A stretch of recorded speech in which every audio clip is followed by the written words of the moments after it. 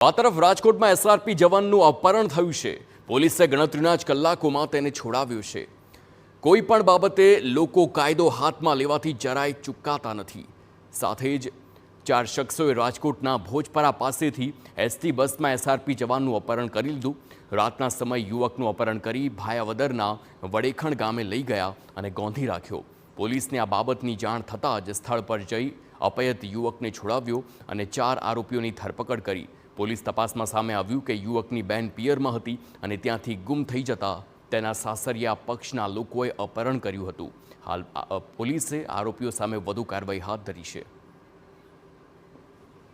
આ સંજયભાઈની બેનની આ આરોપીઓ જે લાલાભાઈ મોરી હોય તેના કૌટુંબિકમાં આ શાંતિબેનની લગ્ન કરેલા હોય અને આ લગ્નથી શાંતિબેનની કૌટુંબિક બાબતો સબબ આ બંનેને માથાકૂટ થયેલી હોય। જે અનુસંધાને આ સંજયભાઈને જે કુતિયાણા ખાતેથી બસમાં આવવાની હકીકત હોય ત્યાંથી તેઓનું અપહરણ કરેલ છે।